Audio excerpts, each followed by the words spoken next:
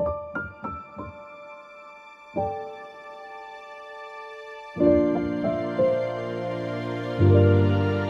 بعد كل هذا الكلام أعرف أن بعض المتعلمين مازال ما فهموش. يقول لك أودي أستاذ راه يعني واخا قلتي لنا النص تطبيقي نص نظري صحيح فهمنا شيئا ما، ولكن إلى حد الآن لا نعرف بعد ما الفرق بينهما.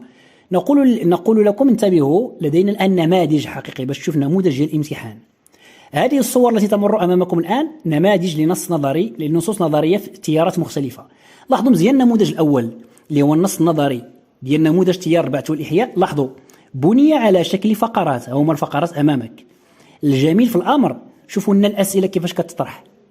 اكتب موضوعا إنشائيا وفق تصميم منهجي متكامل ومنسجم تحلل في هذا النص. لاحظوا مزيان، تحلل في هذا النص النظري مستثمرا مكتسباتك المعرفية واللغوية والمنهجية مسترشدا بما يأتي. لاحظوا السؤال الأول، وضع النص في إطاره الثقافي. مقدمة، تمهيد، تحديد القضية التي يطرحها النص وعرض أهم العناصر المكونة لها، المضمون مع المضامين الجزئية، القضية مع القضايا الجزئية. ثم السؤال الثالث، هذا السؤال ركزوا الإخوان كنسموه السؤال الأساس ودائما كاين في الامتحانات، إبراز الخصائص المميزة للشعر الإحيائيين كما وردت في النص. دائما كيطلبوا منا ماذا؟ كما وردت في النص. ثم يأتي السؤال الرابع، بيان الطريقة المعتمدة في بناء النص ورصد بعض الأساليب الموظفة في عرض القضية التي يطرحها النص. هذا السؤال جميل جدا وكيتعاود في جميع الامتحانات. وهنا يمكن للمتعلم أن يضع جوابا واحدا وجميلا، يعني مكتوب بالأسلوب ديالو الخاص، ونعطيه الضوء الأخضر. هذا الجواب يمكنك كتابته في الامتحانات كلها مع تغييرات بسيطة عند كل امتحان على حدة. ثم لاحظوا السؤال الخامس اللي هو السؤال ديال التركيب. وهنا في هذا السؤال ركز مزيان. بعض المتعلم كيقول لك أستاذ راه عطاونا واحد النص ما عارفينش التيار، يعني واخا قريت النص أكثر من مرة لا أعرف ما هو التيار الذي يعالجه في الحقيقة. فنقول له انتبه إلى السؤال الخامس، دائما يفضحون التيار، كيفضحوا تم التيار الذي ينتمي إليه النص. أنا أقرأ السؤال، صياغة خلاصة تركيبية لنتائج التحليل ومناقشة مدى إسهام شعراء الإحياء. هو تم التصريح بالتيار الذي ينتمي إليه النص أو التيار الذي يعالجه النص هو تيار إحياء في تجديد صلة بالتراث الشعري العربي القديم مع إبداء الرأي الشخصي. هنا نكون قد قمنا بإطلالة سريعة على هذا الشكل ديال كيفاش كتعطي النص نظري، الأسئلة ديالو. هذا فقط نموذج ديال تيار البعث والإحياء، ونفس النموذج في جميع التيارات، ولكن لا بأس أن نرى نماذج. وأنبهكم إلى فكرة مهمة جدا في هذا النماذج نوريكم الآن. ركزوا معي واحد الأمر جميل جدا كيتعاود في جميع الامتحانات، وهو طريقة طرح الأسئلة. نلاحظوها بعد قليل في الأمثلة لا نقدموا على نماذج أخرى. إذن ركزوا معي، هذا نموذج ديال سنة أخرى. إذن نموذج ديال سنة 2013، نموذج ديال تيار سؤال الذات. لاحظوا نظام الفقرات كما العادة، ولكن الأجمل من ذلك انظروا إلى الأسئلة التي طرحت. نفترض بأن سأضع نفسي مكانكم، قريت هذا النص ما عرفتش التيار، غنمشي ديريكت للسؤال رقم 5. نشوفوا ما هو التيار أولا. لاحظ، صياغة خلاصة تركيبية لنتائج التحليل ومناقشة مدى إسهام شعراء تجربة سؤال الذات. ولينا عرفنا ما هو التيار الذي يعالجه النص، كنكتبها في الوسخ باش نكتب التمهيد ديالي بطريقة جميلة. الأجمل من ذلك لاحظوا الأسئلة، نفس الأسئلة. وضع النص في إطاره الثقافي الأدبي، نفس السؤال. تحديد القضية التي يطرحها النص وجرد العناصر المكونة لها، نفس السؤال.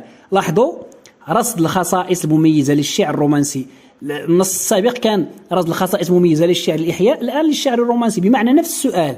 ولكن الأجمل من ذلك لاحظوا كما وردت في النص، ما كيتبدلش.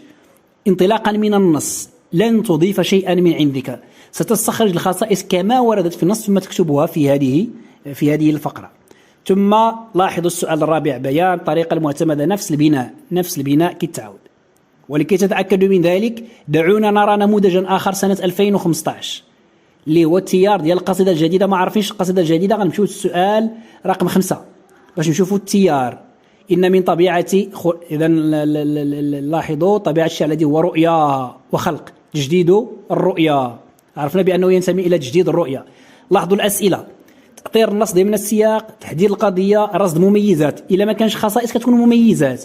ثم السؤال الرابع، بيان الطريقة، والأمر كذلك. لاحظوا سنة 2010 نفس الأسئلة. كذلك في سنة 2016 نفس الأسئلة، نموذج ديال المسرحية. 2010 نموذج ديال القصة. 2016 نموذج ديال المسرحية، وهكذا. لاحظوا المنهج الاجتماعي النموذج كذلك نفس العملية تعاد ونفس الأسئلة تطرح، فقط على المتعلم أن ينتبه لطريقة الإجابة عنها، فهي تتكرر خاصة ما يتعلق بالحجاج، ما يتعلق بالمقدمة، كتكون نفس البناء يعاد في جميع الامتحانات. جميل إلى حد الآن واضح. الآن بعد أن شرحنا الجانب الخاص بالنص التطبيقي، النص النظري عفوا، نمر الآن إلى النص التطبيقي.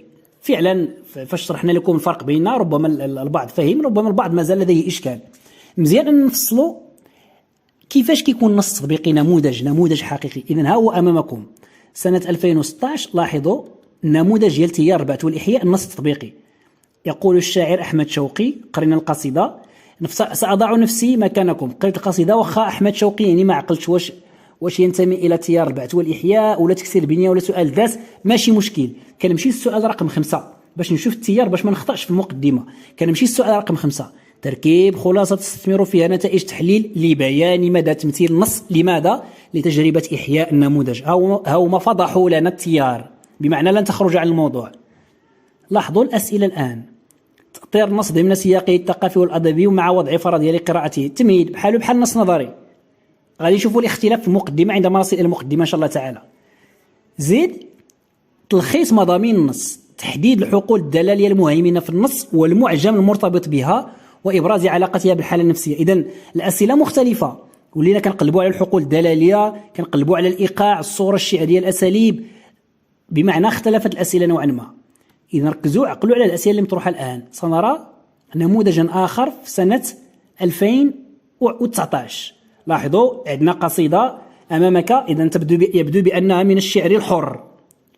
وقريت القصيدة أنا كمتمدرس ربما نعرف بدر شاكر السياب، عارف مسبقا أنه شاعر ينتمي إلى تيار كذا وكذا، ولكن كتلميذ من الأحرار بيني وبين القسم مدة طويلة، قريت القصيدة وخش بدر شاكر السياب ولكنني لا أعرف إلى أي تيار ينتمي.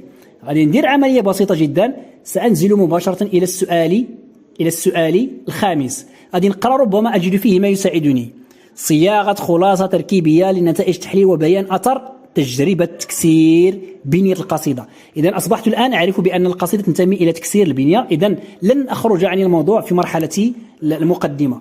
دعونا الآن نقوم بإطلالة سريعة على الأسئلة. عقدت الأسئلة التي طرحت مسبقا.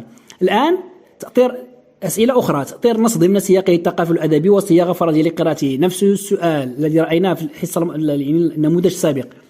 تكتيف المعاني الواردة في النص، نفس المعنى. إذن السؤال الأول شفنا المضامين النص، الآن تكتيف المعاني الواردة في النص. سيقول أحدكم الآن سابقا سموها المضامين، الآن أصبحوا يسمونها بتكتيف المعاني الواردة. صحيح.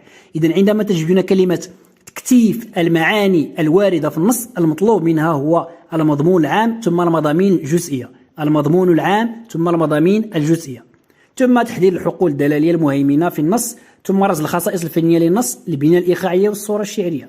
غادي نشرح لكم هذه الأشياء عندما نصل إليها، علاش كيديروها بين قوسين، واش نخدموا جميع الخصائص أو نخدموا جزء معين، سنشرح لكم هذا بالتفصيل.